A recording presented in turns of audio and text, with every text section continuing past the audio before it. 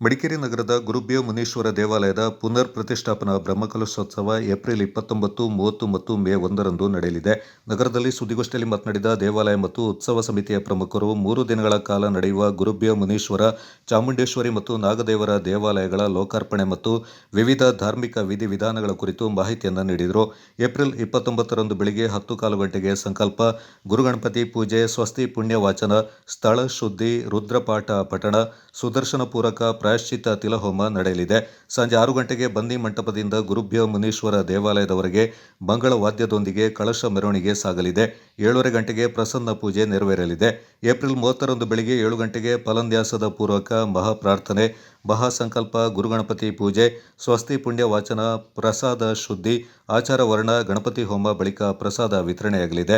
ಸಂಜೆ 5 ಗಂಟೆಗೆ ಆದಿವಾಸ, ರಾಕ್ಷೋಘ್ನ ವಾಸ್ತು, ಕಳಶ ಪ್ರತಿಷ್ಠಾಪನೆ, ಪೂರ್ವಕ ಪೂಜೆ ಹೋಮ, ಕಳಶ ಸ್ಥಾಪನೆ, ತತ್ವ ಕಳಸ, ಆದಿವಾಸ ಕಳಸ ಸ್ಥಾಪನೆ, ರಾಕ್ಷೋಘ್ನ ವಾಸ್ತು ಹೋಮ, ಪ್ರತಿಷ್ಠಾ ಮೂರ್ತಿಗಳಿಗೆ ಆದಿವಾಸ ದಿಕ್ಪಾಲಕ ಬಲಿ, ಶಯನಾದಿವಾಸ ಬಳಿಕ ಪ್ರಸಾದ ವಿತರಣೆಯಾಗಲಿದೆ.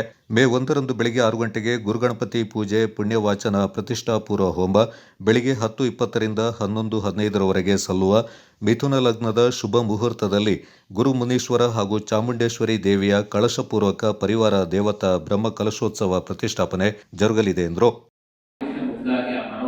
ಶಿಥಿಲಾವಸ್ಥೆಗೆ ತಲುಪಿತ್ತು.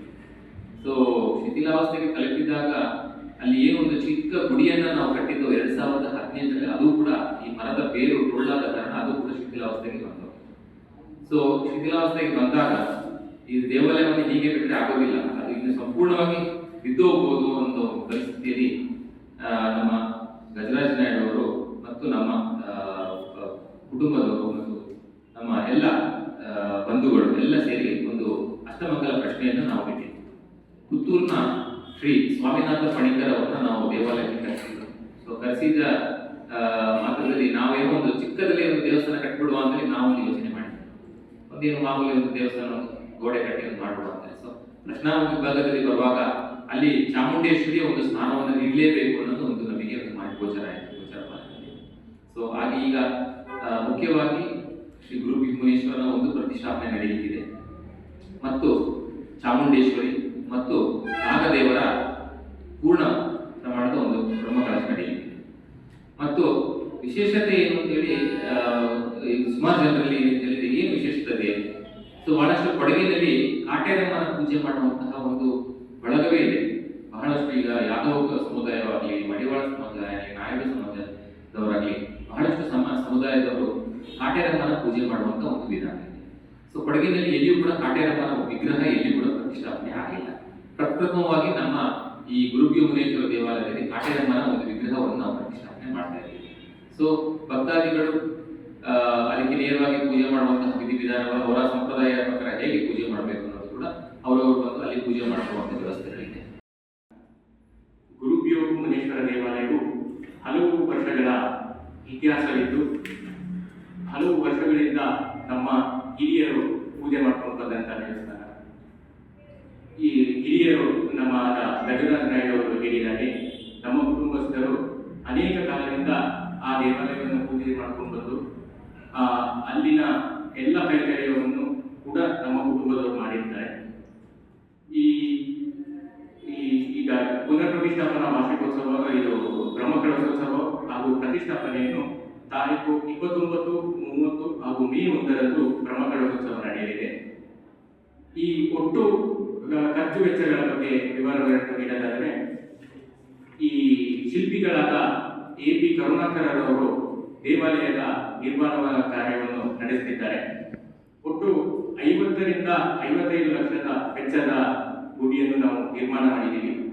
ದೇವಾಲಯ ಗುರುಬ್ಯ ಮುನೀಶ್ವರ ದೇವಾಲಯ ಹಾಗೂ ಅಲ್ಲಿ ದೇವಿ ಚಾಮುಂಡೇಶ್ವರಿ, ಕಾಟೇರಮ್ಮ ದೇವಿ ಹಾಗೂ ವೀರಭದ್ರ ಹಾಗೂ ಕ್ಷೇತ್ರಪಾಲಕ ಹಾಗೂ ನಮ್ಮ ನಾಗದೇವರ ಪ್ರತಿಷ್ಠಾಪನೆ ಆ ಗುಡಿಯಲ್ಲಿ ನಡೆಯಲಿದೆ. 29, 30, 3 ದಿವಸ ಇದೆ ಕಾರ್ಯಕ್ರಮಗಳು.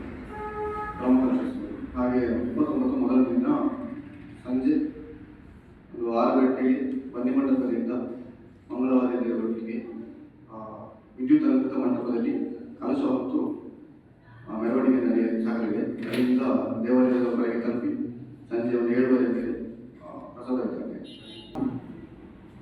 30 ಹಾಗೂ 1ನೇ ತಾರೀಕು ನಡೆದಿದೆ. ನಮ್ಮ ಹಿರಿಯರಿಂದ ಅಂದರೆ ಹಳೆಯ ಕಾಲದಿಂದ ಪೂಜಿಸಿಕೊಂಡು ಬರ್ತಾ ಇದ್ದಂಥ ದೇವಸ್ಥಾನ. ಮುಂಚೆ ಅದು ಒಂದು ಮರದ ಕೆಳಗಿದೆ ದೇವರ ಕಟ್ಟೆ ಇತ್ತು. ಆ ಕಟ್ಟೆಗೆ ಎಲ್ಲರೂ ಪೂಜೆ ಮಾಡ್ಕೊಂಡು ಬರ್ತಿದ್ರು.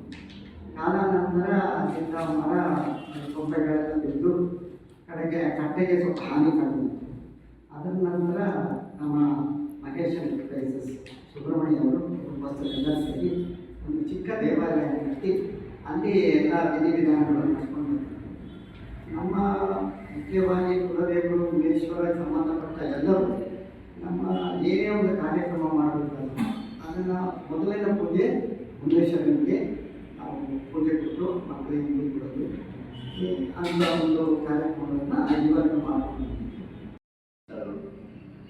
ಶ್ರೀ ಗುರುಪ್ರಿಯ ಮುನೇಶ್ವರ ಚಾಮುಂಡೇಶ್ವರಿ ನಾಗದೇವರ ಪ್ರತಿಷ್ಠಾಪನೆ ಪೂಜಾ ಕೈಂಕರ್ಯಗಳ ಬಗ್ಗೆ ಇದಿದೆ. ಬೆಳಗ್ಗೆ 29ನೇ ತಾರೀಕು ಬೆಳಗ್ಗೆ 10 ಕಾಲಿಗೆ ಗುರುಗಣಪತಿ ಪೂಜೆ ಹಾಗೂ ರುದ್ರಪಾಠ ಪಠಣ ಸುದರ್ಶನ ಪೂರ್ವ ಕಾರ್ಯಶೀಲ ದಿನೋಹೋಮವನ್ನು ಇದು ಮಾಡಿಕೊಂಡಿದ್ದಾರೆ. ಅದನ್ನು ಈ ಪರಿಪೂರ್ಣ ದೈವ ಕಾರ್ಯಕ್ರಮಗಳಿಗೆ ದೇವಾಲಯದ ತತ್ರಿಗಳಾದ ವೇದಮೂರ್ತಿ ಉಲ್ಲಾಸ್ ಹನುಮಂತ್ ಭಟ್ ಹಾಗೂ ವೇದಮೂರ್ತಿ ಗಣೇಶ್ ರಾಮಚಂದ್ರ ಭಟ್ ಅವರು ಬ್ರಹ್ಮಕಲಶೋತ್ಸವ ಪೂಜಾ ಕಾರ್ಯಗಳನ್ನು ನಿರ್ವಹಿಸಲಿದ್ದಾರೆ. ಗೋಷ್ಠಿಯಲ್ಲಿ ಹಿರಿಯ ಗೌರವ ಸಲಹೆಗಾರ ಗಜರಾಜ ನಾಯ್ಡು, ಉತ್ಸವ ಸಮಿತಿ ಅಧ್ಯಕ್ಷ ಎಂಎಲ್ ಸತೀಶ್, ಶೋಭಾಯಾತ್ರೆ ಅಧ್ಯಕ್ಷ ಆರ್ ರಾಕೇಶ್, ಪ್ರಧಾನ ಕಾರ್ಯದರ್ಶಿ ಸಿಎಸ್ ರಂಜಿತ್ ಹಾಗೂ ಖಜಾಂಚಿ ಪವನ್ ಸಿಎಚ್ ಪಾಲ್ಗೊಂಡಿದ್ದರು.